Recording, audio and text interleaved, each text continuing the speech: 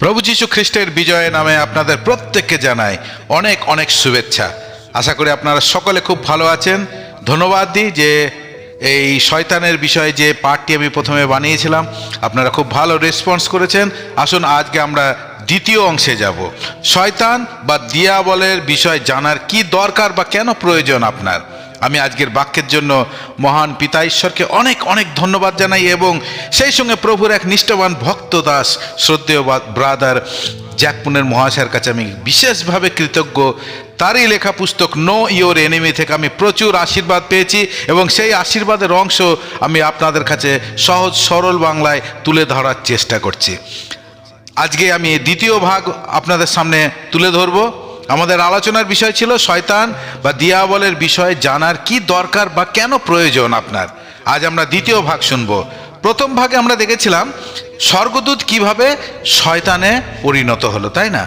স্বর্গদূত কিভাবে শয়তানে পরিণত হলো। তারপরে দেখেছিলাম শয়তান এখন কিভাবে তার জাল বিছিয়ে ঈশ্বরের বিরুদ্ধে কাজ করে যাচ্ছে। আজকে আমরা আরও একটু গভীর বিষয়ে যাব। শয়তানকে কেন আমাদের জানা প্রয়োজন। আপনি যদি প্রথম ভাগটি না দেখে থাকেন তাহলে অনুরোধ আগে প্রথম ভাগটি দেখে নেবেন অবশ্যই, তাহলে আপনি আরও ভালোভাবে বুঝতে পারবেন। যাই হোক, আসুন আজ আমরা দ্বিতীয় ভাগে যাব।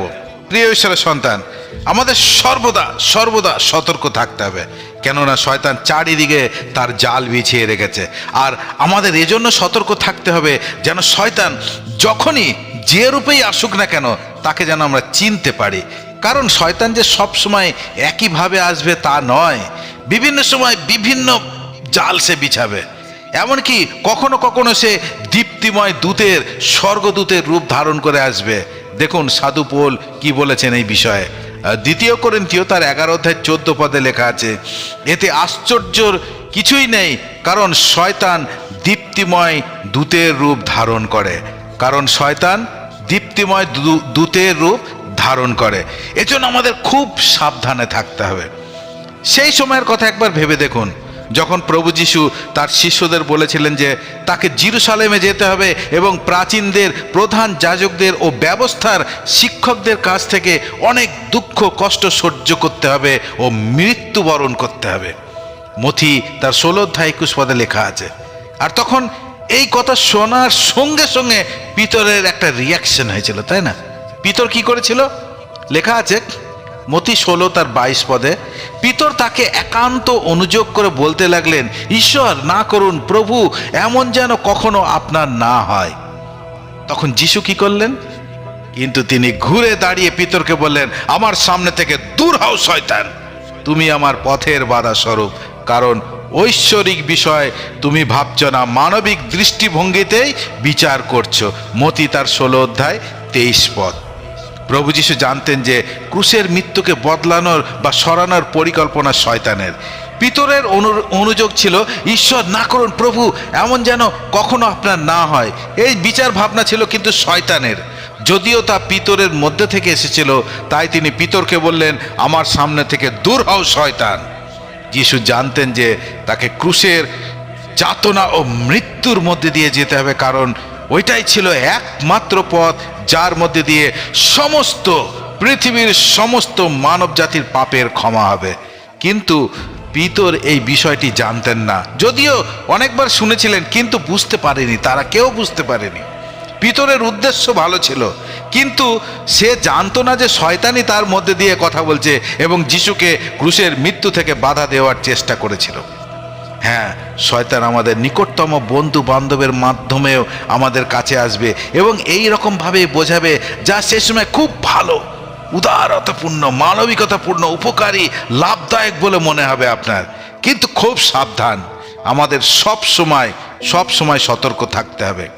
একটি বিষয় আমাদের লালসা রাখতে হবে, মনে রাখবেন একটি বিষয়ে আমাদের লালসা রাখতে হবে, আর তা হলো সংবেদনশীল শুচি শুদ্ধ বিবেক, যা আমাকে বলপূর্বক কিংবা খুব উৎসাহের সাথে আমার সমস্ত পাপকে দেখিয়ে দিয়ে সতর্ক করবে, তা সে যত ছোট্ট ভুল হোকই না কেন। তাই আমাদের একটি বিষয়ে লালসা রাখতে হবে, খুব সংবেদনশীল শুচি শুদ্ধ বিবেক। একটি ছোট্ট শিশুর পায়ের তলায় দেখুন, তা কত নরম এবং মোলায়েম, তাই না? আপনার পায়ের সঙ্গে তার তুলনা করে দেখুন। দেখবেন আপনার পায়ের তলা সেই শিশুর থেকে অনেক অনেক শক্ত। কত পার্থক্য, তাই না? ঠিক এইরকম আপনার বিবেকের বিষয়ও হয়ে থাকে। দেখুন, যখন আপনার জন্ম হয়েছিল তখন আপনার কাছে একটি সংবেদনশীল বিবেক ছিল, ঠিক ওই রকম যেমন সেই ছোট্ট শিশুর পায়ের তলাটা ছিল। ছোট্ট ছোট্ট ভুলের জন্য আপনি সংবেদনশীল থাকেন, কিন্তু যখন আপনি ধীরে ধীরে বড় হতে থাকেন, আপনি মাতা পিতাকে মিথ্যা কথা বলেছেন, ধোঁকা দিয়েছেন, কোনো না কোনো জিনিস চুরি করেছেন, নানানভাবে কাউকে না কাউকে আপনি দুঃখ দিয়েছেন, পরীক্ষায় নকল করেছেন, নিজের মাতা পিতার বিরুদ্ধে বিরুদ্ধাচারণ করেছেন, আরও অনেক অনেক মন্দ বিষয় কিছু না কিছু আপনি করেছেন, তাই না? আর এই প্রক্রিয়ার মাধ্যমে আপনি আপনার বিবেককে ততটা গুরুত্ব দেননি। আপনার বিবেক কিন্তু বারবার বারবার আপনাকে বলেছে এটা ভুল করছো, এই সিদ্ধান্তটা ভুল, ওটা ভুল করছো, কিন্তু আপনি কি করেছেন? ও, এইটুকু ভুলে কিছু হবে না। আর এইভাবে ছোট্ট ছোট্ট ভুল করতে করতে আপনি বিবেককে অনেক দুঃখ দিয়েছেন, যতক্ষণ না আপনার বিবেক পাপের বিষয়ে শক্ত এবং অসংবেদনশীল হয়ে গেছে। ঠিক আপনার পায়ের তলার মতন, যেমন এখন আপনার পায়ের তলা শক্ত, ওই রকম শক্ত হয়ে গেছে। সাধু পোল বলেছেন, যেন শয়তান আমাদের মনের উপরে কোনো চালাকি না করতে পারে, কারণ তার কুপরিকল্পনাগুলি আমাদের অজানা নেই। 2 করিন্থীয় 2:11। শয়তান খুব চালাকির সাথে হবার কাছে এসেছিল, তাকে এমন একটি জিনিস দিয়ে আকর্ষিত করেছে যা দেখতে খুবই লোভনীয় ছিল, আর শেষ তাকে কি করলো? একদম বিনষ্ট করে দিয়েছে। আজ আমাদের নাশ করতে শয়তান ঠিক এইভাবেই আসে। আজ শয়তান কেবলমাত্র, আমি যে বিষয়গুলি আলোচনা করলাম, কেবলমাত্র সেই জিনিসগুলির সাথেই নয়, বরং শয়তান আমাদের নানানভাবে বিনাশ করার জন্য নানান পরিকল্পনা নিয়ে আসে। কিছু খারাপ অভ্যাস ও নানান প্রকার গেম, যে সমস্ত গেম এখন বাচ্চারা খেলে, নানান প্রকার খেলার মধ্যে দিয়ে শয়তান আজ মানুষকে ঈশ্বরের কাছ থেকে অনেক দূরে দূরে সরিয়ে দিচ্ছে। জাদুবিদ্যার মাধ্যমে ডানজিওনিস এবং ড্রাগনস এসব গেম আছে, এই সমস্ত খেলাগুলির মাধ্যমে ওউইজা বোর্ড, ইন্টারনেটের বিভিন্ন প্রকার গেম আছে, ও খারাপ খারাপ সাইট, যা আমাদের যুবক যুবতীদের ধ্বংসের পথে নিয়ে যাচ্ছে। এছাড়াও জ্যোতিষশাস্ত্র, রাশিফল এবং হস্তরেখাবিদ ইত্যাদির মাধ্যমে মানুষকে কি করছে? বিপদগামী করে দিয়েছে এবং দিচ্ছে।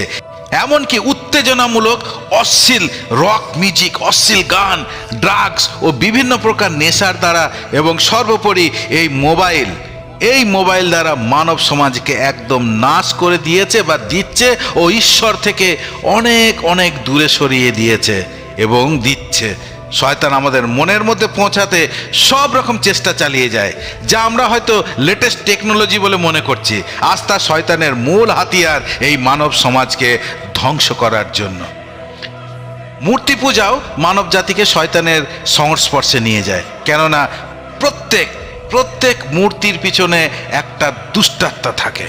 প্রত্যেক মূর্তির পিছনে একটি দুষ্টাত্মা থাকে, সেটা যে মূর্তি হোক না কেন, সে যিশুর মূর্তি হোক বা মরিয়মের মূর্তি, ছোট্ট বালক যিশুর মূর্তি, বা বিভিন্ন সেন্ট সাধুদের মূর্তি, বা যে কোনোই মূর্তি হোক না কেন। দেখুন সাধু পোল কি বলেছেন, তবে আমি কি বলিতেছি, প্রতিমার কাছে উৎসৃষ্ট বলি কি কিছুরই মধ্যে গণ্য, অথবা প্রতিমা কি কিছুরই মধ্যে গণ্য, অথবা প্রতিমা কি কিছুরই মধ্যে গণ্য? বরং পরজাতিগণ যাহা যাহা বলিদান করে তাহা ভূতেদের উদ্দেশ্যে বলিদান করে, ঈশ্বরের উদ্দেশ্যে নয়। আর আমার এমন ইচ্ছা নয় যে তোমরা ভূতদের সহভাগী হও। 1 করিন্থীয় তার 10:19 এবং 20 পদ।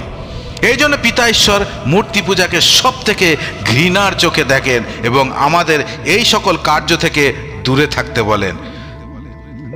যাত্রা পুস্তক তার 20:4 এবং 5 পদ পরিষ্কার লেখা আছে, তুমি আমার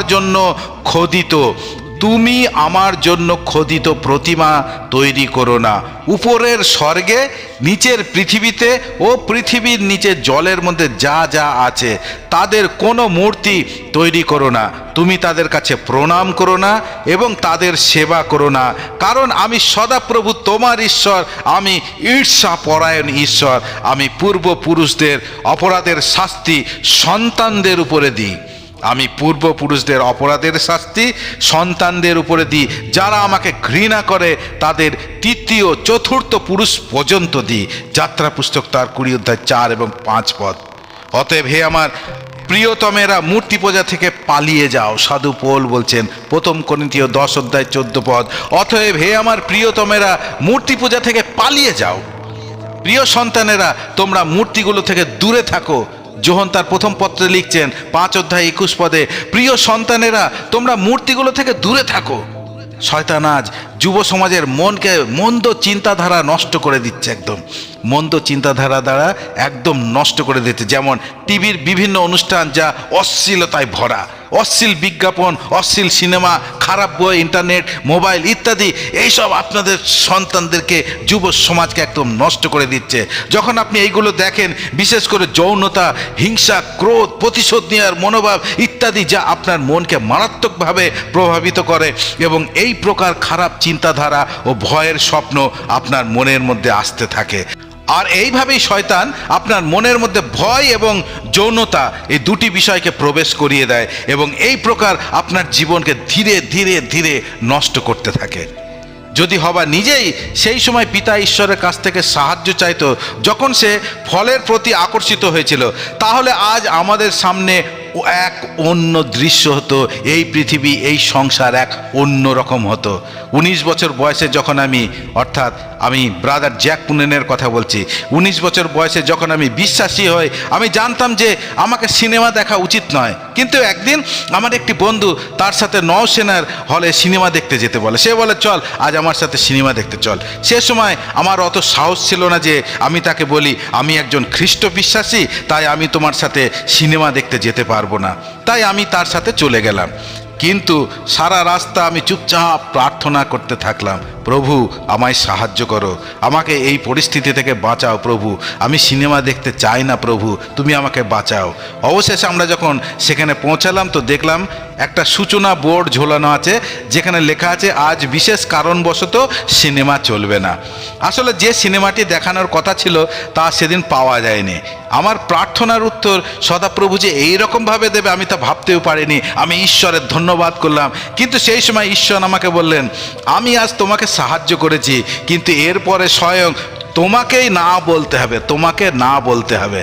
এরপর যখন আমার বন্ধু আমাকে তার সাথে যাওয়ার জন্য অনুরোধ করেছিল, আমি তখন তাকে ঈশ্বরের এই উত্তর দ্বারা এত উৎসাহিত হয়েছিলাম যে আমি তাকে খুব সহজেই না বলতে পেরেছিলাম। প্রিয় ঈশ্বরের সন্তান, যখন ঈশ্বর এদন উদ্যানে এসেছিলেন এবং আদম হাওয়াকে তাদের পাপ সম্বন্ধে জানিয়েছিলেন, তখন তিনি শয়তানকেও শাপ দিয়েছিলেন, আর আমি তোমাতে ও নারীতে এবং তোমার বংশে ও তার বংশে পরস্পর শত্রুতা জন্মাবো, সে তোমার মাথা ভেঙে দেবে এবং তুমি তার পাদমূল দংশন করবে। আদি পুস্তক 3:15 এই প্রতিজ্ঞা কালভেরির ক্রুশে সম্পূর্ণ হলো।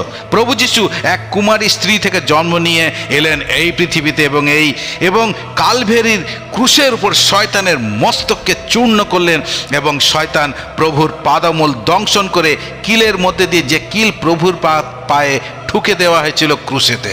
আর এইভাবে আমরা দেখি যে আদি পুস্তকের 3 অধ্যায় এই আশার আলো দিয়ে সম্পূর্ণ হলো যে শয়তান মানুষের উপরে সর্বদা প্রভুতা করতে পারবে না। হালেলুয়া! যীশু খ্রিস্ট আসলেন এবং শয়তানকে পরাস্ত করলেন, এবং এখন তিনি সমস্ত মানব জাতিকে শয়তানের শক্তি থেকে মুক্ত করতে পারেন। হালেলুয়া! পিতার গৌরব হোক। আপনি কি জানেন যে শয়তান এখন আপনার জীবনে আর প্রভুতা রাখতে পারবে না? আপনার বিবেক যা কঠোর হয়ে গেছিল তা আবার একটি শিশুর ন্যায় কোমল ও সংবেদনশীল হতে পারে। আর এটা তখনই সম্ভব যখন আপনি বিশ্বাস করবেন যে প্রভু যীশু খ্রিস্ট ক্রুশের উপর আপনার জঘন্যতম নোংরা পাপের জন্য নিজেকে বলিদান করেছেন, এবং শুধু তাই নয়, তিনি আপনার উপর শয়তানের সমস্ত শক্তি ও প্রভুতাকে চিরতরে নষ্ট করে দিয়েছেন। হালেলুয়া! বাইবেল শয়তানকে দোষারোপকারী বলে, কেননা তার কাজ হলো দোষ লাগানো। প্রকাশিত বাক্যের 12:10 সে বিষয়ে লেখা আছে, শয়তানের কাজই হচ্ছে দোষ লাগানো। শয়তান আপনাকে আপনার পুরাতন জীবনের পাপ এবং অসফলতাকে স্মরণ করিয়ে আপনাকে পাপী বলে দোষারোপ করতে থাকবে। যদিও আপনি সে বিষয়ে ঈশ্বরের কাছে অনুতাপ করেছেন, পশ্চাতাপ করেছেন, তবুও শয়তান বারবার আপনার কানের কাছে ফুসফুস ফুসফুস করতে থাকবে, আপনাকে দোষারোপ করতে থাকবে। এসবের উপরে বিজয়ী জীবনযাপন করার জন্য একমাত্র উপায় হলো আপনার সমস্ত পাপের অঙ্গীকার ঈশ্বরের সামনে করুন এবং বিশ্বাস করুন যে পিতা ঈশ্বর আপনার সমস্ত পাপ তার একজাত পুত্রের রক্ত দ্বারা ধুয়ে আপনাকে একদম পরিষ্কার ও শুচি শুদ্ধ করেছেন। হালেলুয়া। কিন্তু তিনি যেমন আলোতে আছেন, আমরাও যদি তেমনই আলোতে চলি। প্রথম যোহন তার 1:7-9 পড়ছি, লেখা আছে, কিন্তু তিনি যেমন আলোতে আছেন আমরাও যদি তেমনি আলোতে চলি তবে পরস্পর আমাদের সহভাগিতা আছে এবং তার পুত্র যিশুর রক্ত আমাদের সব পাপ থেকে সূচি করেন। কিন্তু যদি আমরা নিজের পাপ স্বীকার করি তিনি বিশ্বস্ত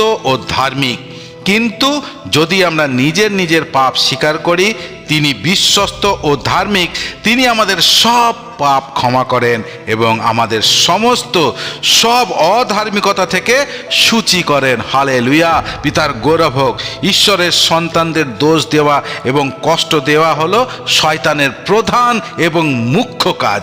এসবের উপরে বিজয় জীবনযাপনের জন্য ঈশ্বরের বাক্য জানা আপনার অত্যন্ত প্রয়োজন এবং মুখ্য কাজ হলো আপনার বাইবেল অধ্যয়ন করুন। বাইবেল, তবে আপনি জানতে পারবেন আপনাকে কতটা শক্তিশালী করা হয়েছে, কীরকম অথরিটি দেওয়া হয়েছে শয়তানের উপরে, আপনি সেই বিষয়ে জানতে পারবেন। আপনার মনে রাখা প্রয়োজন যে ঈশ্বরের কাছে দ্বিতীয়বার আপনার পাপের অঙ্গীকার করে পশ্চাতাপ করার আর কোনো দরকার নেই, যে পাপের অনুতাপ পশ্চাতাপ আপনি অলরেডি করেছেন। যখনই আপনি একবার আপনার পাপের অঙ্গীকার করেছেন তখনই পিতা ঈশ্বর আপনাকে সঙ্গে সঙ্গে ক্ষমা করে দিয়েছেন, কারণ তিনি বিশ্বাসযোগ্য।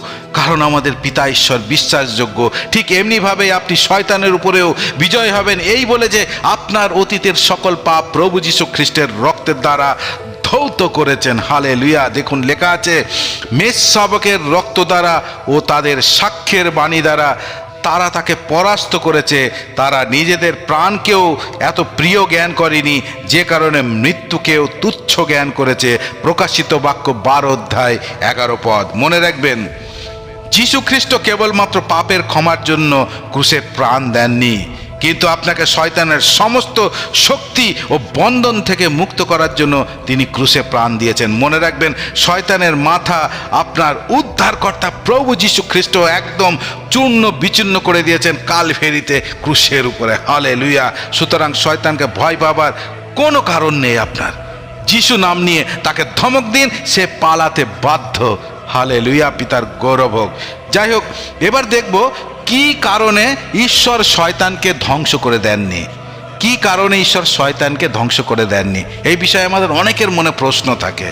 প্রথমে আমরা দেখব কি এমন কারণ যা মানুষকে পশুর থেকেও নিচু স্তরে নামিয়ে দেয়। আর এটা তখনই সম্ভব হয় যখন একজন মানুষ কেবলমাত্র তার শারীরিক প্রয়োজন মেটানোর জন্য শারীরিক এবং সাংসারিক বিষয়ে রুচি রাখে। আমি আবার বলছি, একজন মানুষ কেবলমাত্র তার শারীরিক প্রয়োজন মেটানোর জন্য শারীরিক এবং সাংসারিক বিষয়ে যখন রুচি লাগে। কথাটা শুনতে হয়তো খুব খারাপ লাগছে। আপনি কি জানেন একটি পশুর রুচি কি বিষয়ে থাকে? খাওয়া দাওয়া, ঘুমানো, যৌন সন্তোষ এবং বংশবৃদ্ধি, শুধুমাত্র এই সব বিষয়ে তার রুচি থাকে। আর যখন একজন মানুষের কেবলমাত্র এই সব বিষয়ে রুচি থাকে তখন আমরা বলতে পারি যে সে পশুর স্তরে নিচে নেমে গিয়েছে।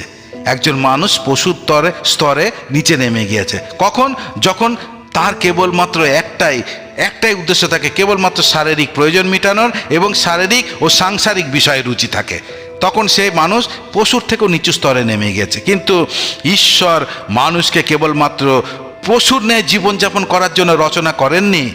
শুধুমাত্র শিক্ষা মানুষকে একটি পশুর থেকে ভালো সুন্দর বানাতে পারে না। কেননা দেখা যায় যে শিক্ষিত মানুষেরাও অনেক সময় পশুর ন্যায় ব্যবহার করে। আমাদের শরীরে একটি অঙ্গ আছে, প্রিয় ঈশ্বরের সন্তান, মনে রাখবেন, আমাদের শরীরে একটি অঙ্গ আছে যা আমাদের মনের থেকেও অনেক অনেক গভীর। তাকে বলা হয় আত্মা। এই আত্মা আমাদেরকে ঈশ্বরের বিষয়ে বুঝতে সাহায্য করে। যখন ঈশ্বর মানুষকে সৃষ্টি করেছেন তখন তিনি মানুষকে তার স্বতন্ত্র ইচ্ছা শক্তি দিয়েছেন। ঈশ্বর মানুষকে নিজ ইচ্ছা দিয়েছেন কোনটা সঠিক তা নির্ধারণ করার জন্য। যখন শয়তানকে স্বর্গদূত রূপে ঈশ্বর বানিয়েছিলেন তখন তাকেও তার স্বতন্ত্র ইচ্ছা দিয়ে বানিয়েছিলেন। তার জন্য সে বলেছিল, লিপিবদ্ধ আছে যিশায়া 14:13-14 পদে, কি বলেছিল? আমি স্বর্গে আরোহণ করব, ঈশ্বরের নক্ষত্র পুঞ্জেরও ঊর্ধ্বে আমি আমার সিংহাসন তুলে ধরব। আমি সমাগম পর্বতে উত্তর দিকের দূরতম প্রান্তে আমার সিংহাসনে উপবিষ্ট হব। আমি মেঘমালার উপরে আরোহণ করব, আমি নিজেকে পরাৎপরের তুল্য করব। ঈশ্বর আরও অনেক কিছু সৃষ্টি করেছেন যাদের মধ্যে তিনি স্বতন্ত্রতা দেননি, ইচ্ছা শক্তি দেননি। যেমন তারা হলো গ্রহ, তারা বা গ্রহ নক্ষত্র। আমাদের এই সৌরমণ্ডলে অনেক গ্রহ নক্ষত্র আছে যারা হাজার হাজার বছর ধরে কখনো ঈশ্বরের নিয়মের বিরুদ্ধে যায়নি, কারণ তাদের মধ্যে ইচ্ছা শক্তি নেই এবং এই গ্রহ নক্ষত্র ঈশ্বরের সন্তান হতে পারে না। যে কোনো ব্যক্তিকে ঈশ্বরের সন্তান হতে গেলে তাকে তার ইচ্ছা অনুযায়ী সিদ্ধান্ত নেওয়ার স্বতন্ত্রতা দেওয়া হয়েছে। কিন্তু সিদ্ধান্ত নেওয়ার স্বতন্ত্রতাতে একটি বিপদ আছে। এই সিদ্ধান্ত নেওয়ার যে স্বতন্ত্রতা ঈশ্বর আমাদের দিয়েছেন তাতে একটা বিপদ আছে। আপনি এই ব্যবহার করে নিজেকে খুশি করার জন্য ঈশ্বরের আজ্ঞার অবমাননা করতে পারেন, আবার ঈশ্বরের আজ্ঞা মানতেও পারেন। ইচ্ছা আপনার, কিন্তু ঈশ্বর এই বিপদের ঝুঁকি নিতে প্রস্তুত ছিলেন, কারণ তিনি আজ্ঞাকারী সন্তান চাইছিলেন। আর এটাই সেই জায়গা ছিল যেখানে শয়তান ঈশ্বরের উদ্দেশ্যকে সম্পূর্ণ করে। আজ এই সংসারের সমস্ত দুঃখ, রোগ, বিপত্তি, অসুবিধা, কষ্ট, যাতনা, লড়াই, হিংসা, ক্রোধ, লোভ, লালসা, ব্যভিচার, নেশা, পাপ, এই সমস্তর কারণ মানুষ দ্বারা ঈশ্বরের আজ্ঞা লঙ্ঘন এবং এদন উদ্যানে শয়তানের কথা শোনা ও পালন করার পরিণাম।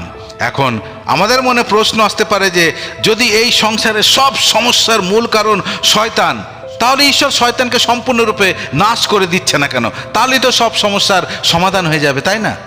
হ্যাঁ, আমি আশা করি যে সাধারণত আমরা জানি ও বিশ্বাস করি যে ঈশ্বরের জ্ঞান আমাদের থেকে অপরিসীম, যা মাপা যায় না। ঈশ্বরের জ্ঞান আমাদের থেকে অপরিসীম, যা মাপা যায় না কো। এই বিশ্ব ব্রহ্মাণ্ডের সৃষ্টিকর্তা তিনি। আমাদের বুদ্ধি ছোট্ট এক কাপ জলের ন্যায় এবং ঈশ্বরের জ্ঞান সাগরের মতন গভীর, যা কখনো মাপা সম্ভব নয়, অসম্ভব ব্যাপার। আমরা এখন নিশ্চিত হতে পারি ঈশ্বর শয়তানকে তার কাজের অনুমতি দিয়েছে, তাকে নাশ করেনি। তার মানে এই পরিকল্পনার পিছনে ঈশ্বরের এক মহৎ মহৎ উদ্দেশ্য আছে। বাস্তবে শয়তানের কাজের মধ্যে দিয়ে ঈশ্বর অনেক কাজ করেন, যার জন্য তিনি শয়তানকে এখনো নাশ করেননি।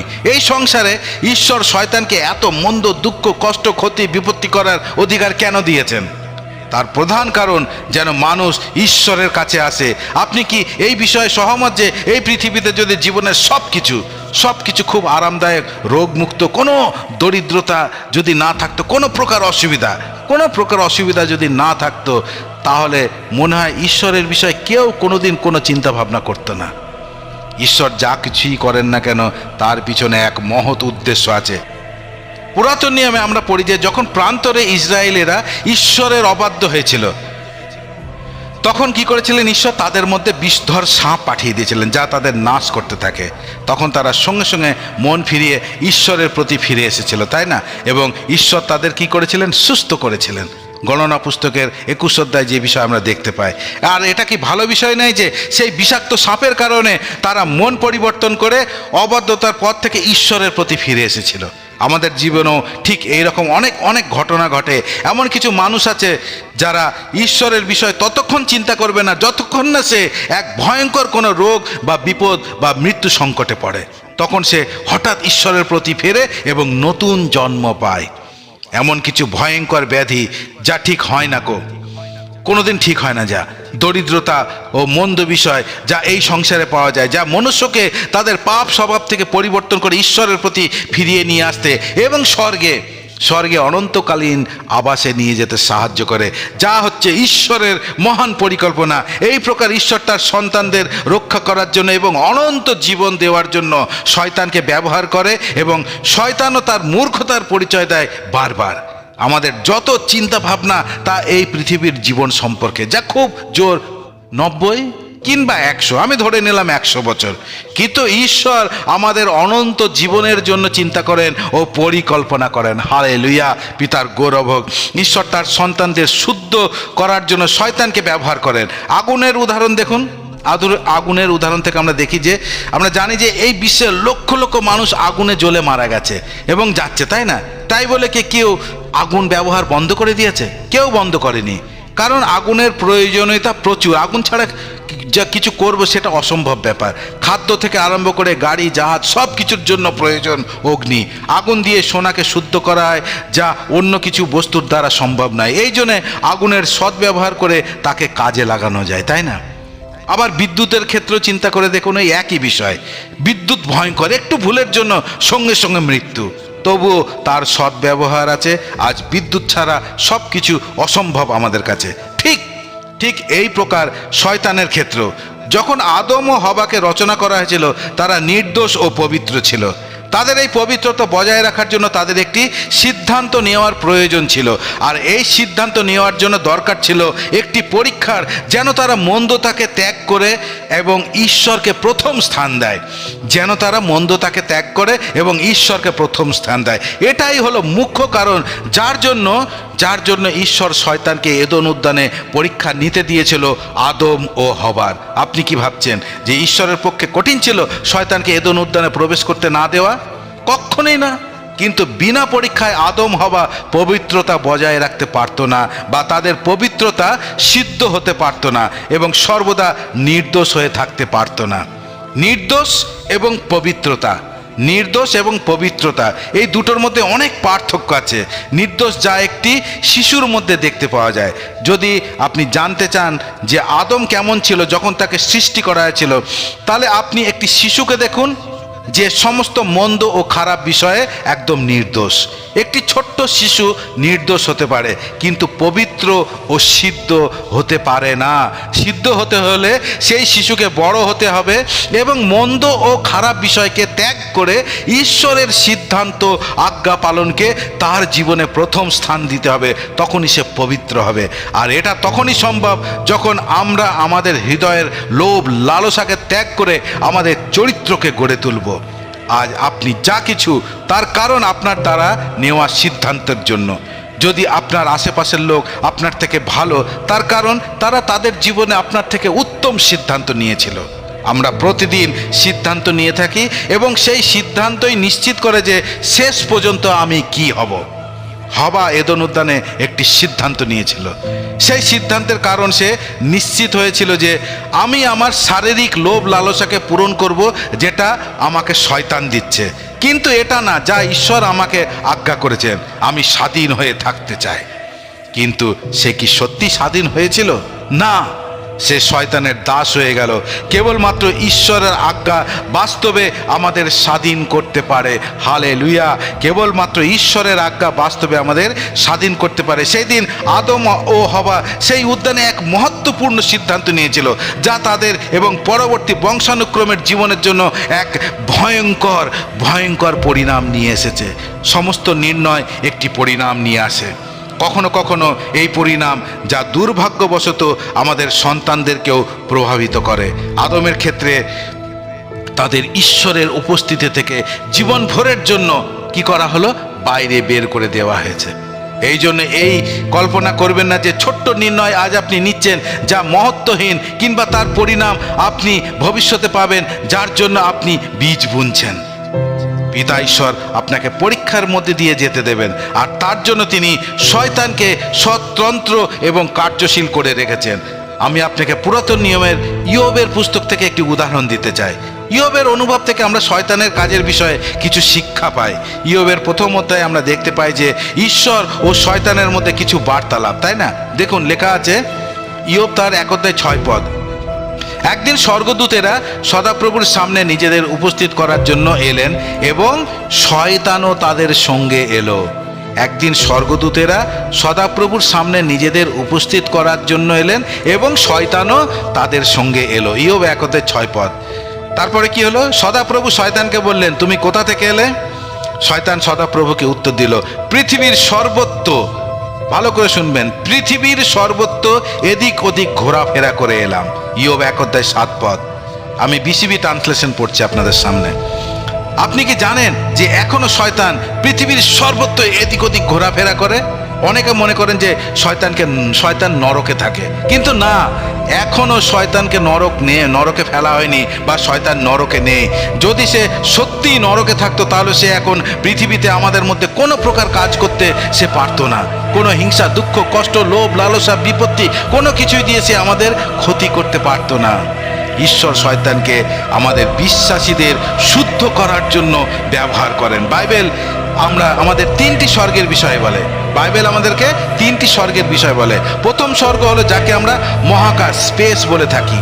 তৃতীয় স্বর্গ হলো সেই স্থান যেখানে ঈশ্বরের উপস্থিতি, ঈশ্বরের সিংহাসন আছে। 2 কোরিন্থী 12:2 দেখি আমরা। এবং যখন শয়তানকে ঈশ্বরের উপস্থিতি থেকে নিচে ফেলে দেওয়া হয়েছিল সেটা হলো 2য় স্বর্গ, ইফিসীয় তার 6:12।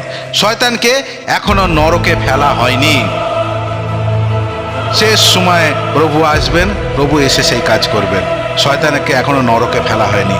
আর শয়তানের 2য় স্বর্গ থেকে পৃথিবীতে আসার স্বতন্ত্রতা আছে, সেই জন্য সে এদন উদ্যানে আসতে পেরেছিল।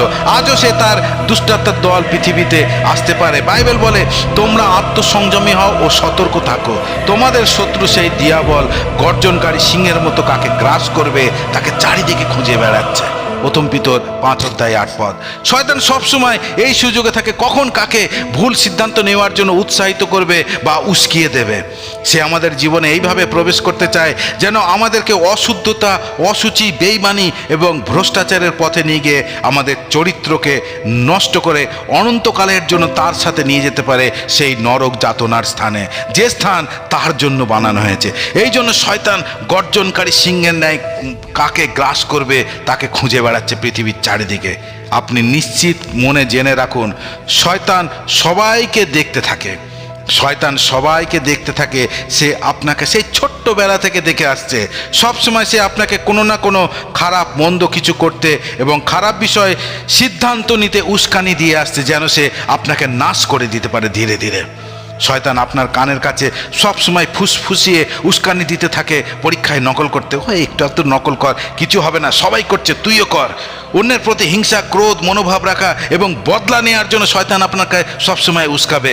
মা বাবার কাছে মিথ্যা কথা বলার জন্য, অন্যের জিনিসের প্রতি লোভ, চুরি, ব্যভিচার, খারাপ ছবি, সিনেমা ও খারাপ খারাপ পুস্তক পড়ার জন্য আপনাকে শয়তান সবসময় উস্কাবে। ইয়োবের পুস্তকের 1ম অধ্যায়ে আমরা দেখি যে পরে সদাপ্রভু শয়তানকে বললেন, আমার দাস ইয়োবের দিকে কি তোমার নজর আছে? আমার দাস ইয়োবের দিকে কি তোমার নজর পড়েছে? পৃথিবীতে তার মতো আর কেউ নেই। সে অনন্দিনীয় ও ন্যায়পরায়ণ, এমন এক মানুষ যা ঈশ্বরকে ভয় করে এবং কুকর্ম এড়িয়ে চলে। কত সুন্দর সার্টিফিকেট পিতা ঈশ্বর একজন মানুষের দিচ্ছেন, যার নাম হচ্ছে ইয়োব। ইয়োব কি বিনা স্বার্থে ঈশ্বরকে ভয় করে? শয়তান উত্তর দিল এবার, ইয়োব কি বিনা স্বার্থে ঈশ্বরকে ভয় করে? তুমি কি তার চারপাশে এবং তার পরিবারের ও তার সব কিছুর চারপাশে বেড়া দিয়ে রাখোনি? তুমি তার হাতের কাজে আশীর্বাদ করেছো যেন তার মেষপাল ও পশুপাল দেশের সর্বত্র ছড়িয়ে পড়ে। ইয়োব তার 1:8-10 মধ্যে লিপিবদ্ধ আছে। এই বাক্যের মধ্যে থেকে আমরা একটি অদ্ভুত বিষয় শিখতে পারি। ঈশ্বর তার সন্তানদের চারপাশে এবং তার পরিবারের ও তার সব কিছুর চারপাশে কি করেন? বেড়া দিয়ে রাখেন। এটা আমাদের জন্য কত আশীর্বাদের বিষয় যে তার সন্তান হবার সাথে সাথে আমরা ঈশ্বরের এক অসীম সুরক্ষার মধ্যে থাকি। হালেলুয়া! 2 হাত তুলে পিতা ঈশ্বরকে ধন্যবাদ দিন। হিতোপদেশের লেখক বলছেন, সদাপ্রভুর নাম শক্তিশালী দুর্গ, ধার্মিক তারই মধ্যে পালায় এবং রক্ষা পায়। হালেলুয়া! পিতার গৌরব হোক। প্রভু যিশুর নামে বড় সুরক্ষা আছে। শয়তান আর কোনো নামে ভয় পায় না, কিন্তু যিশু নামে সে ভয় পায়। আর শুধু ভয় পায় না, থরথর করে কাঁপে। যখন আমাদের জীবন সম্পূর্ণরূপে প্রভু যিশুর প্রতি সমর্পিত থাকে, তখন আমরা প্রভু যিশুর নাম নিয়ে শয়তানকে ধমক দিয়ে তাড়িয়ে দিতে পারি। বাইবেল বলে, অতএব তোমরা নিজেদেরকে ঈশ্বরের কাছে সঁপে দাও। অতএব তোমরা নিজেদেরকে ঈশ্বরের কাছে সঁপে দাও, কিন্তু দিয়াবলের প্রতিরোধ করো, তাতে সে তোমাদের কাছ থেকে পালিয়ে যাবে। জাকবের পুস্তক তার 4:7 লিপিবদ্ধ আছে। যাই হোক, ইয়োবের পুস্তকে আমরা দেখি যে ঈশ্বর শয়তানকে অনুমতি দেয়, যে সদাপ্রভু শয়তানকে বললেন, দেখো তার যা কিছু আছে তা তোমার হাতে আছে, কেবল তোমার হাত তার উপরে রাখবে না। তাতে শয়তান সদাপ্রভুর সামনে থেকে চলে গেল। ইয়োব 1:12। অর্থাৎ ঈশ্বর প্রত্যেকবার অল্প অল্প করে তার সুরক্ষার বেড়া অল্প অল্প করে খুলে দিয়েছেন, যেন ইয়োবের পরীক্ষার জন্য শয়তান প্রবেশ করতে পারে। এখন প্রশ্ন আসতে পারে, ঈশ্বর কেন এমন করলেন? ঈশ্বর কেন এমন করলেন? হ্যাঁ, তিনি এমন করলেন যেন ইয়োবকে খাঁটি খাঁটি সোনার মতো পাওয়া যায়। ইয়োব তার 23:10 লেখা আছে, কিন্তু তিনি জানেন আমি কোন পথ নিয়েছি, যখন তিনি আমায় পরীক্ষা করবেন আমি সোনার মতন বার হয়ে আসব। কত সুন্দর উক্তি ইয়োবের। কিন্তু তিনি জানেন আমি কোন পথ নিয়েছি, যখন তিনি আমায় পরীক্ষা করবেন আমি সোনার মতন বার হয়ে আসব।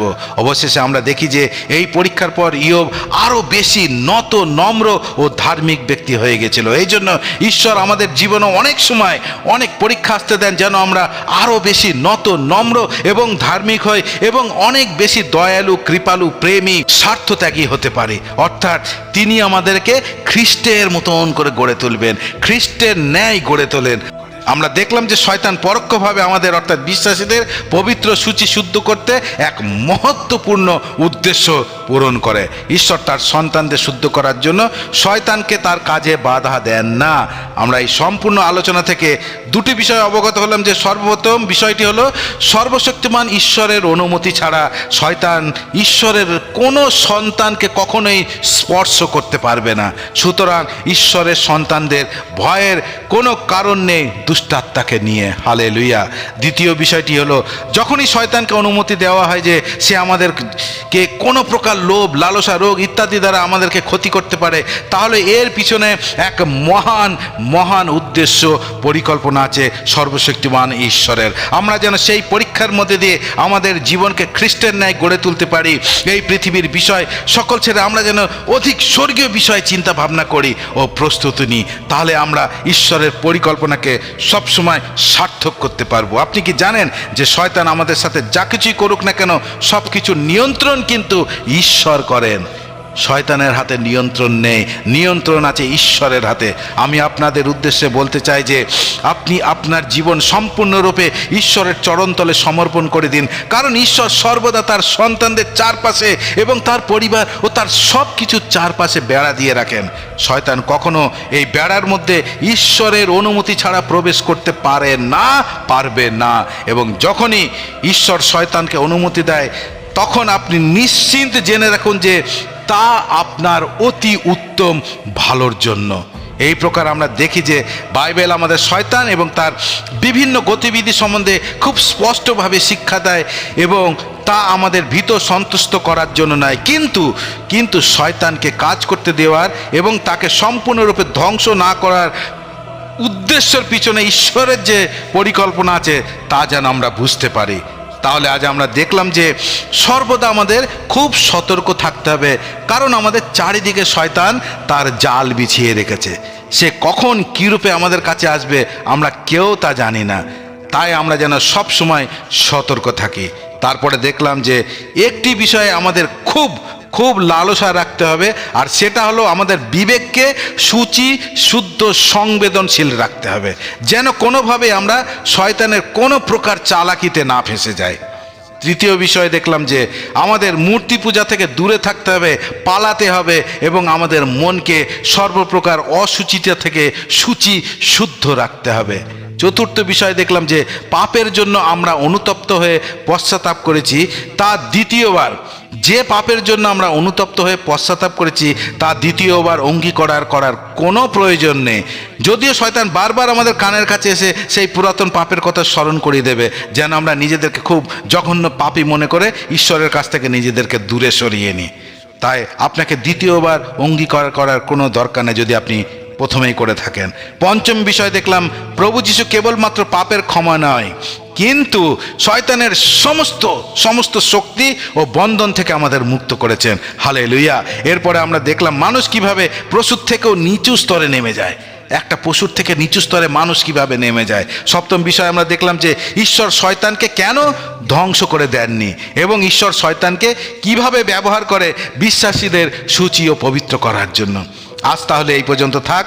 পরের ভিডিওতে আমরা আরো গভীর বিষয়ে যাব, কেন শয়তানকে আমাদের জানা প্রয়োজন। পিতা ঈশ্বর আপনাদের সকলকে প্রচুর প্রচুর আশীর্বাদ করুন এবং এক বিজয়ী খ্রিস্টীয় জীবনযাপন করতে সাহায্য ও অনুগ্রহ প্রদান করুন।